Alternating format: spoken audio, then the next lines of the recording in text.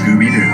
Do you enjoy shows that feature a gang of teenagers and their talking dogs solving mysteries, but are just sick and tired of them? I had to stop it there because he talked about a gang of teenagers. Yo, shout out to my gang, man. Shout out to you. Shout out to my gang, bro. 1.3 amps, man. Like, shout out to Rottweiler Rex, which is my channel, my new channel, my nigga. You're my wolves, man. And oh, happy Thanksgiving, everybody!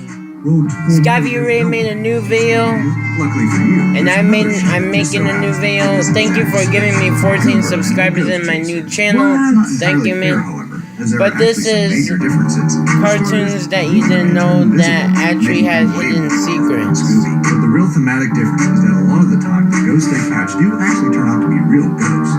So if you think about it, the ghost chasers are way more powerful than the mystery gang, since they're dealing with real paranormal events and not just weirdos in costumes. They also drive a weird military-looking vehicle with 6 wheels instead of a groovy van. Could this mean that they represent the pro-Vietnam establishment in the 70s, and Scooby-Doo represents the hippies? I mean, probably not. What's also strange is that Goober and the Ghost Chasers isn't exactly a ripoff, since it was actually made by the same company as Scooby-Doo. Is it possible to rip off yourself? I'm really not even sure.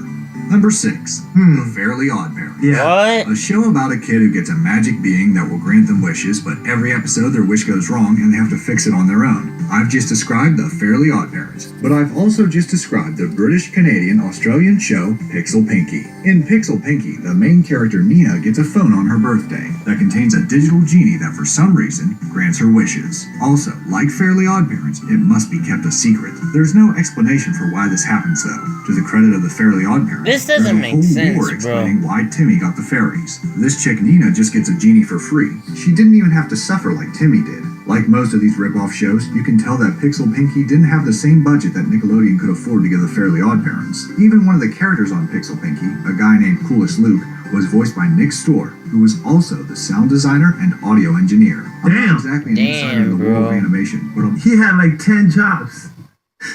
You know what they say, man? If you do your job well, you do everybody's job. If you do your job, bro, you can get anything you want. Rocket power.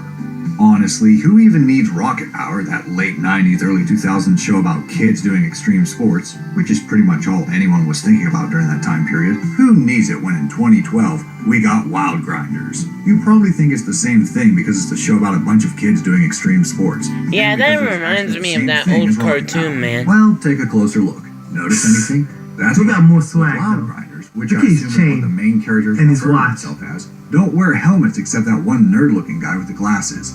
The characters on Rocket Power are pansies, which protect their skulls because they're not really down with the whole hardcore extreme sports life. Wild Grinders might be a total ripoff, but they aren't afraid to die.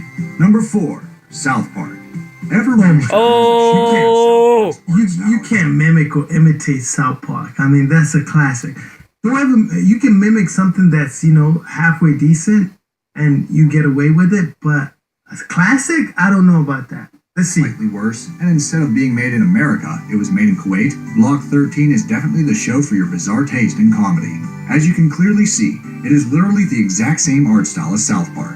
But maybe that can sort of be forgiven, because South Park itself is pretty much the same art style as a kid playing on a felt board, right? Well, the similarities don't stop there. Just look at this group of kids right here. Seem a little familiar? We've obviously got Kuwait wearing a traditional takia instead of a beanie. Then next to him we have Kuwaiti Stan, I think. Although I'm not sure why he doesn't get a hat. Then there's who I'm going to say is Kyle, because his hat looks more similar to Kyle's. The kid with the keffiyeh covering his face is I don't know, They even rip off the joke of Kenny being inexplicably killed in every episode. Does Block 13 also contain very topical satire of current events? I'm not sure, because I don't speak Arabic, and there are no subtitle versions anywhere on the internet. I love this music.